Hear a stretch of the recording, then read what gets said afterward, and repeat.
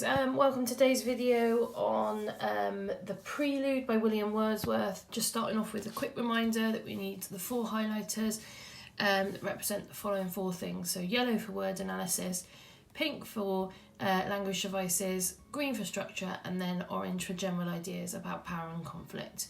Okay, we're going to go straight into the contextual information about this poem. It's quite a long poem and I really don't want the video to be too long, so I'm going to go straight into it. So we begin by thinking about who William Wordsworth was and what type of poet he was. Now, William Wordsworth, as you can see, we're talking one of the older poets of the cluster. And the poem that we're reading is just an extract from a much longer poem. So the poem, The Prelude, I think it was about 50 volumes long, and this is one section of a volume, so it's a moment, a little story, a narrative from a much longer poem, okay? Now the poem, The Prelude, was an autobiographical poem.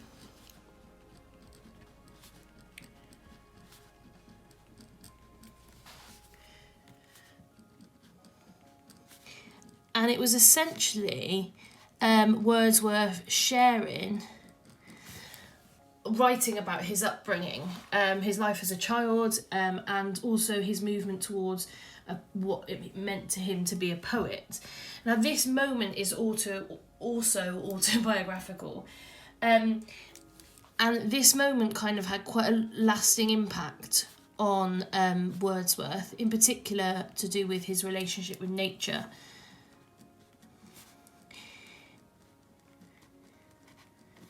And it was a moment from his childhood. And what we'll do in a second is we'll read it and we'll then put it into sections, because it is quite a long poem, so you've kind of got a sense of the story and what's happening.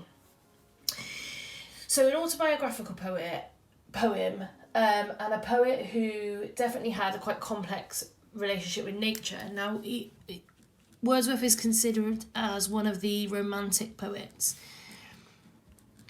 This meant a lot of things, and you can do some research around Romantic poetry. It has to be a capital R. It doesn't mean it's all to do with love.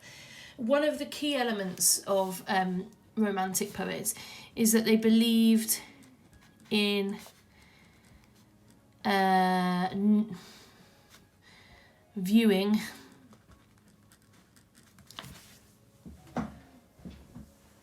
nature as a spiritual guide. So it's almost like nature and God were 2 things that were quite closely linked. A lot more you can find out about Romantic poets, and there are other Romantic poets in the cluster, but that is kind of a start of some information about Wordsworth and the Prelude. Right, what we're going to do next is we're going to read the poem.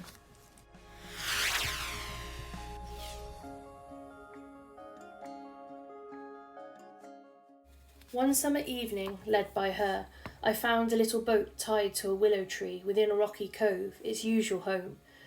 Straight I unloosened her chain and, stepping in, pushed from the shore. It was an act of stealth and troubled pleasure, nor without the voice of mountain echoes did my boat move on, leaving behind her still, on either side, small circles glittering idly in the moon, until they melted all into one track of sparkling light. But now, like one who rose proud of his skill to reach a chosen point with an unswerving line, I fixed my view upon the summit of a craggy ridge, the horizon's utmost boundary. Far above was nothing but the stars and the grey sky. She was an elfin pinnace. Lustily as I dipped my oars into the silent lake, and as I rose upon the stroke, my boat went heaving through the water like a swan. When, from beyond that craggy steep till then, the horizon's bound, a huge peak, black and huge, as if with voluntary power instinct, upreared its head. I struck and struck again, and growing still in stature, the grim shape towered up between me and the stars. And still, for so it seemed, with purpose of its own and motion, and measured motion like a living thing, strode after me. With trembling oars I turned, and through the silent water stole my way back to the covert of the willow tree, There in her mooring place I left my bark, and through the meadows homeward went, in grave and serious mood. But after I had seen that spectacle for many days, my brain worked with a dim and undetermined sense of unknown modes of being. Over my thoughts there hung a darkness, call it solitude or blank desertion. No familiar shapes remain, no pleasant images of trees or sea or sky, no colours of green fields, but huge and mighty forms that do not live like living men, moved slowly through the mind by day, and were a trouble to my dreams.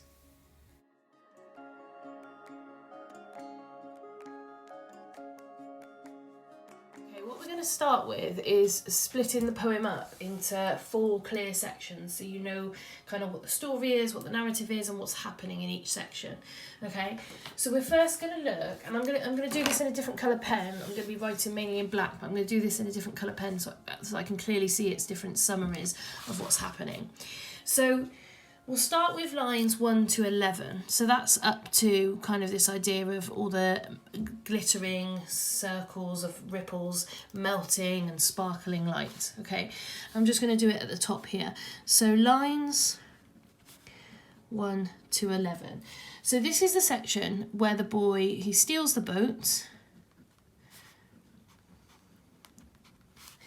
And he kind of, we get the sense of he's taken in the beauty of nature, and almost like nature has kind of led him to the boat and allowed him to kind of have some form of control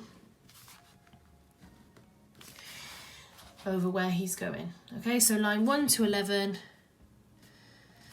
steals the boat and takes in the beauty of nature. We then move down to this bit here, and this is where I guess the boy changes at this point. He says, but now like one who rose proud of his skill. So at this point, and we're going up to line 20, so this is 12 to 20, he becomes quite confident, so his confidence grows.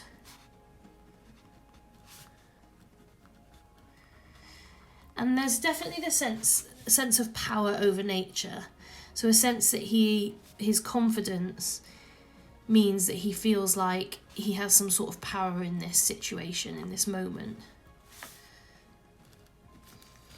Okay, so that's 12. So I've just written it here because it kind of begins here, down to 20. This next section, I'm going to write it here because we're going to need a lot of space here for annotations. This is quite a key moment. So I'm doing 21 down to 29, so it's this section here. Now, this is the moment you would have noticed when I was reading it, that kind of things start to change and become a little bit darker, a little bit more sinister. So this is when nature, I guess, rises up in a sense against the boy. The mountain kind of rises up physically, but also nature is kind of exerting its power. So we'll put threatens the boy and overpowers him. It doesn't physically threaten him, but he feels threatened in that moment.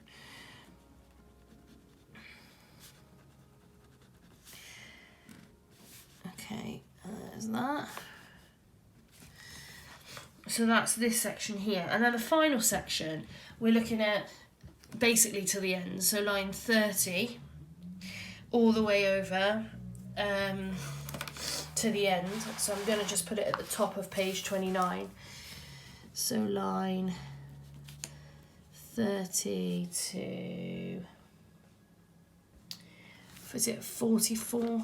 2, 3, 4, yeah. Lines 30 to 44. So this is a bit where he goes back to the willow tree. He leaves the boat behind. So boy returns and he goes home. But he returns afraid, doesn't he? Which is quite important. And then for days after, nature / I guess the moment haunts him, and it changes his perspective on nature.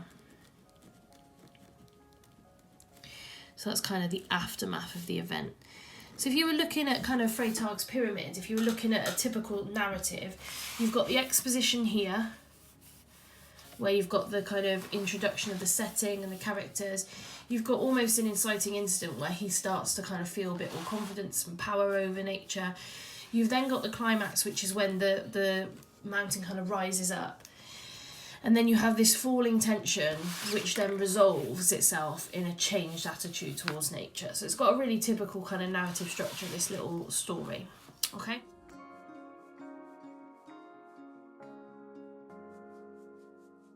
Right, let's look at this first section of him stealing the boat. So the poem opens with setting the time and the time of year, the evening. And he says in brackets, in parenthesis, he tells us that he feels led by her, okay, in the very first line. Just adjusting the camera, there we go. So, led by her, we're going to do that in pink, because what we have here is a really immediate personification of nature.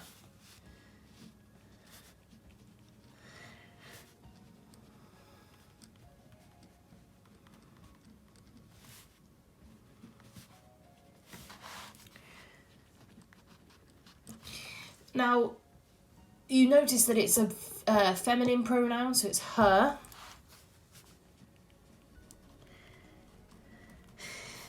And I guess the word led suggests to us a connection with nature and a kindness of nature.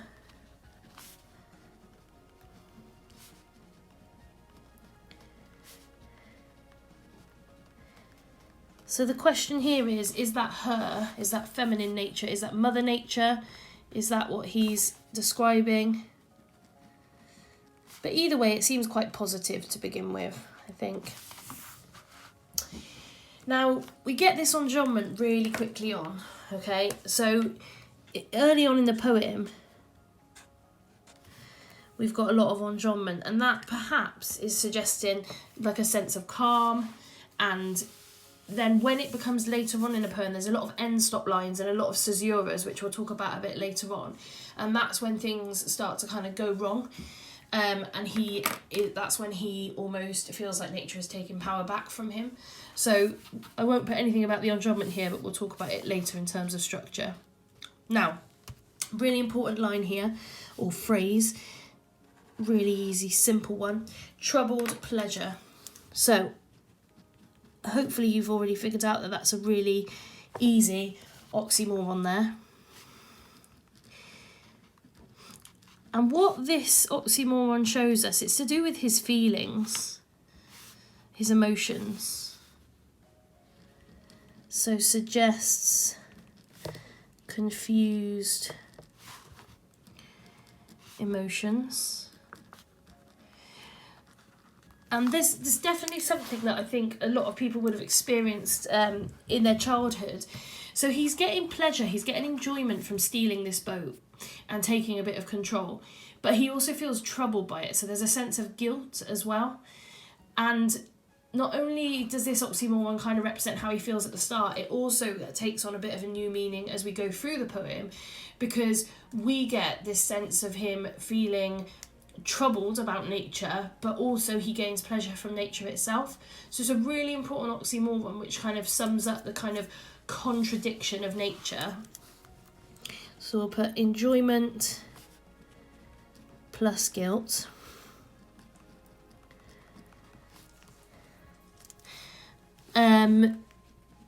Hopefully you're now thinking, contradiction of nature, how this poem links to other poems in the cluster to do with nature. So most definitely Storm on the Island, nature has those two sides, its company and its exploding comfortably. So you've got all those oxymorons, and this poem links really well with that one. So we'll look now at some key words. We're just going to pick out a semantic field that describes nature. So we're going to go for glittering, melted and sparkling. Okay, it's a really nice semantic field. I'll call it a semantic field of beauty, but you might be thinking of different things, because it's kind of all, they're kind of all quite magical words, aren't they? And I think what this is showing us is the boy appreciates nature,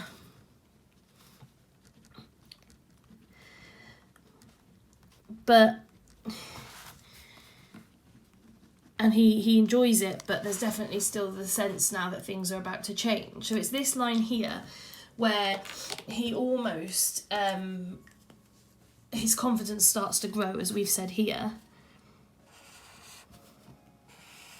And we're going to do this in orange, because this is just a general idea about power. And what happens in this moment is he begins to feel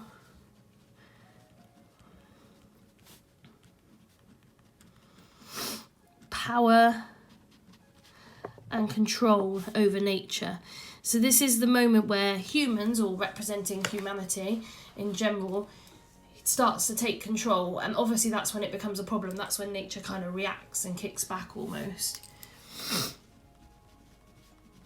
And again, you should be most likely thinking about Storm on the Island here, where at the start they say we are prepared. They feel like they've got some sense of kind of, I guess they underestimate nature. And in this point here, that's definitely what the boy is doing as well. He's underestimating nature.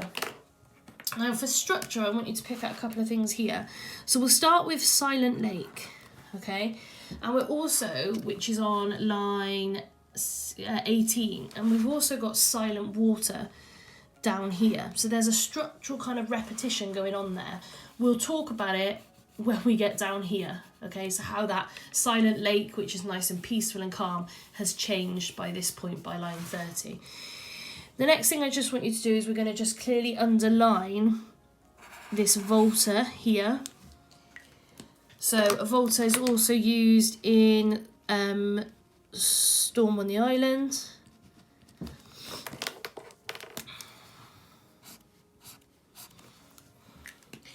And this is the moment where his kind of perspective of nature changes. So it goes from calm and peaceful to perhaps violent and threatening and intimidating. It doesn't do anything physically violent, but it kind of exerts its dominance over the boy. Okay, we've then got this moment where the mountain kind of, what's actually happening is he's just moving closer, isn't he, to the mountain. And when you move closer to something from below it, it grows up ahead of you. It's not actually doing anything, the mountain, it's not moving. But he sees it as this moment of nature coming alive, and that's really important. And what he describes it as, we'll do this in pink, a huge peak, black and huge. We'll just kind of, I mean this bit is important, but we'll go then to upreared its head. And that's what this picture here is for, it's for that quotation. So we've got repetition of huge, so we'll just start with that.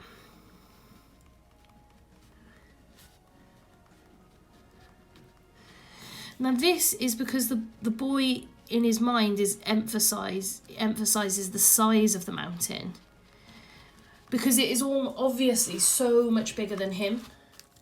So that reflects his insignificance as a human on the lake who is so small in comparison to this giant mountain. So we've got this repetition of huge. We've got the adjective black, which creates this kind of darkness around nature, which obviously juxtaposes with this idea of glittering and melting and sparkling in these lines up here. So real change with nature and the mountain and everything around him, from this kind of beauty and magic to this sense of darkness, which is then created throughout the rest of the poem. What we have here is this upreared its head, which is then continued throughout this section with lots of different versions of personification, or you could call it zoomorphism if you imagine this as almost like a horse that uprears itself. But definitely what we get is this sense of nature is personified.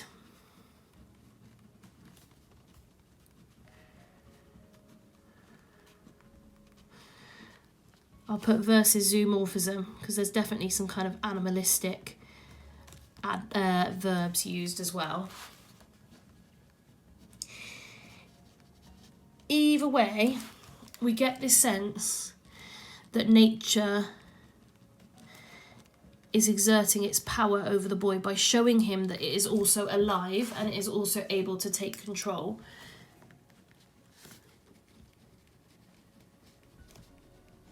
I'll put over the speaker rather than the boy. Okay, so a real sense of dominance strode after me, that personification. It's almost like nature is following him or pursuing him.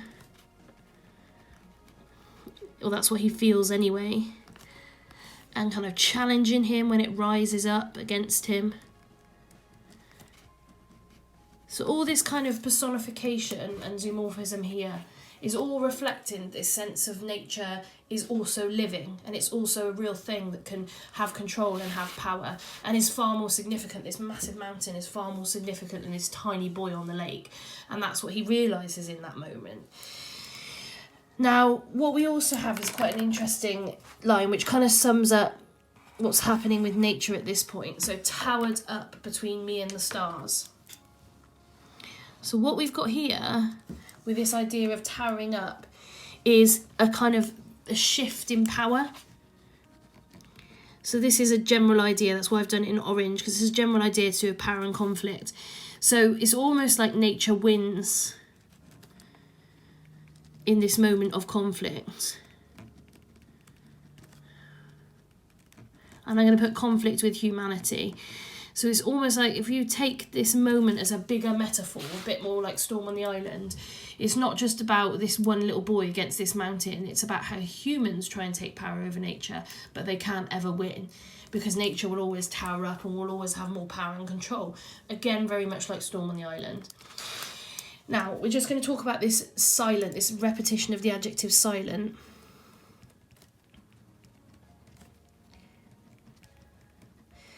And I just think it's interesting because it's used before and after the volta.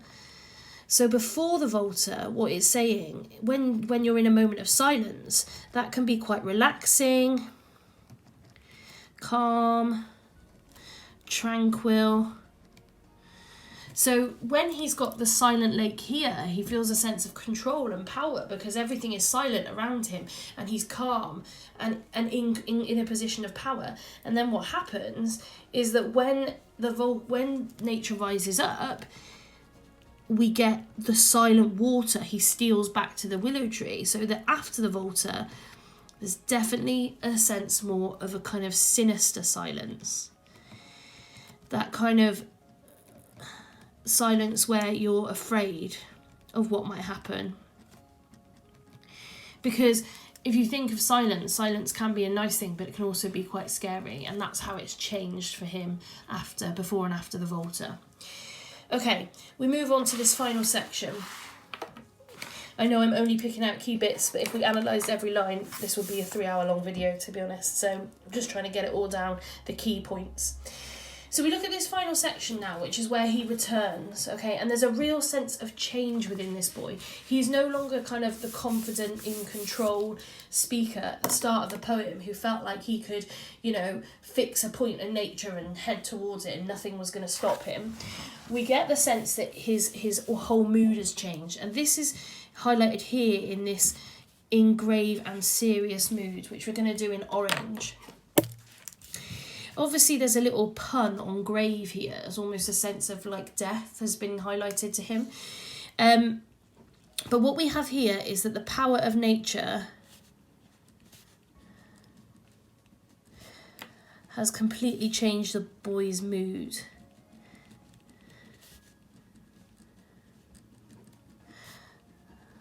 I'll put the speaker. The speakers, I keep saying boy, because I know that it's a young Wordsworth, but we'll stick with speaker because that's what we use for all the other poems. It's completely changed his mood and his mindset and his perspective on nature. And there's definitely the sense that this is going to have a long-lasting impact on him. It's not just going to be a moment that he forgets about. And what we have, so he has a dim and undetermined sense of unknown modes of being, so he's suddenly got this realisation that he doesn't understand everything in the world, and that nature has far more power than he realises. And in pink, we're just going to pick out this other key quotation, which is "no familiar shapes remained," and that's what the little picture is of there. So you can just draw that little picture, it'll come up on the screen as well in the side of your book. But it's not just "no familiar shapes remained," it's "no pleasant images, no colours." So we've got this repetition of "no," which is also used in Storm on the Island, to do with no trees, no shelter. So we've got repetition of nothing, of an absence of beauty, okay? So repetition highlights how positive aspects of nature has changed. Now that doesn't mean to say that Wordsworth suddenly becomes somebody who dislikes nature and is afraid of it. What this is to do with is how he now realises about nature's power, and he understands nature's power, and he almost respects nature in a different way now.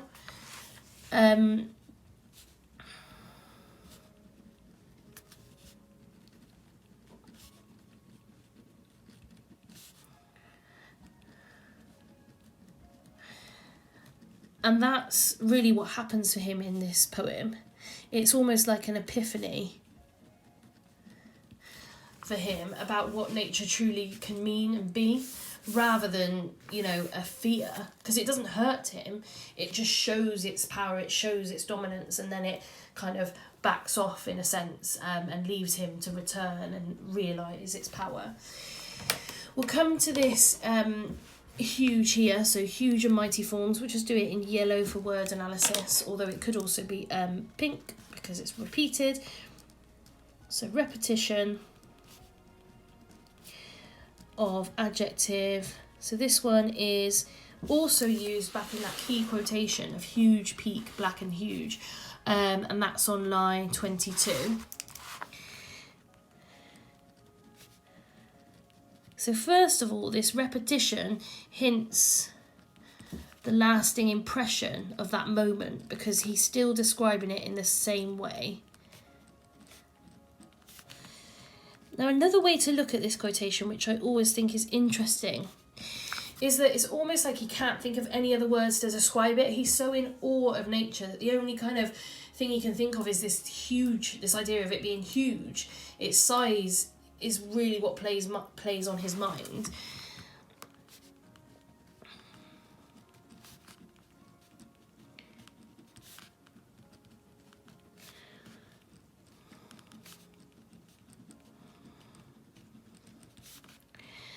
And remember, this idea of size all leads to his feeling of insignificance in comparison to the nature.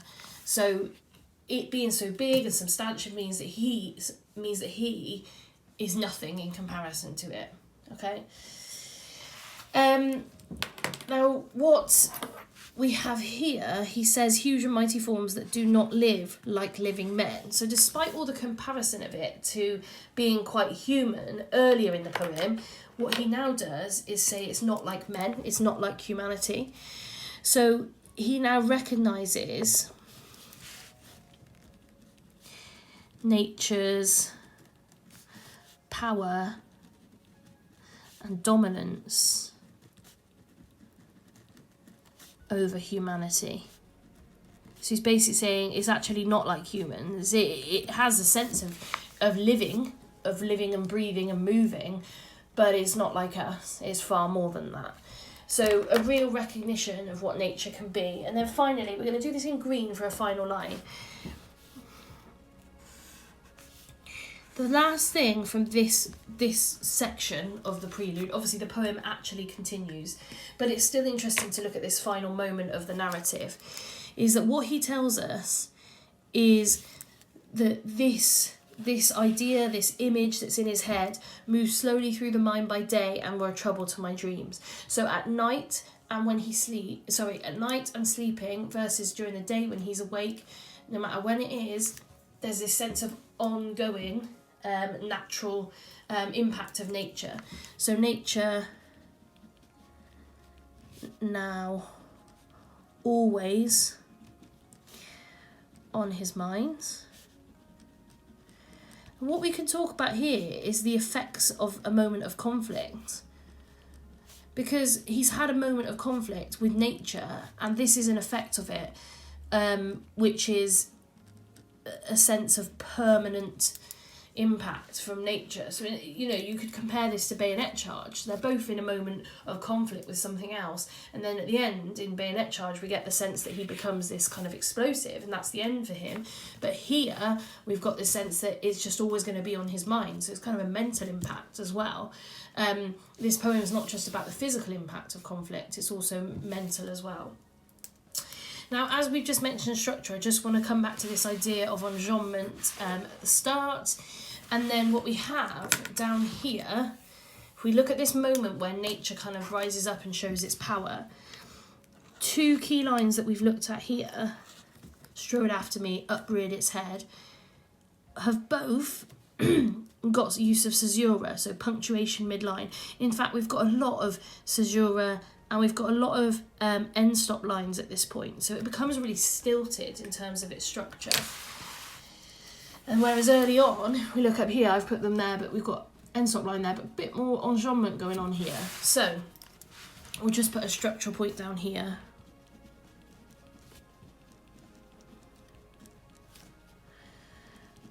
So enjambment at start suggests freedom,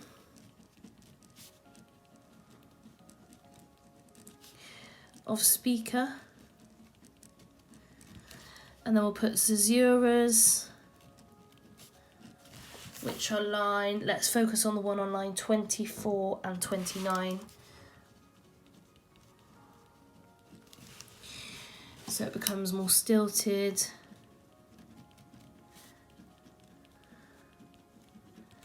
Pauses. This is when nature takes back control. So here we said it suggests freedom. So that then obviously when these caesuras come into play suggests a lack of freedom and control over kind of the way the poem flows, if you will. So as that's green and structure, let's just put a little box around it so we know where that's coming from. And I think we've got a bit of gap here, but we might end up adding some ideas. You know, you might end up adding some things on later on, but I think that's pretty much everything. So that's the Prelude. It's by William Wordsworth, a really famous romantic poem, and it's all about a boy stealing a boat and that moment kind of making him realise what nature really is.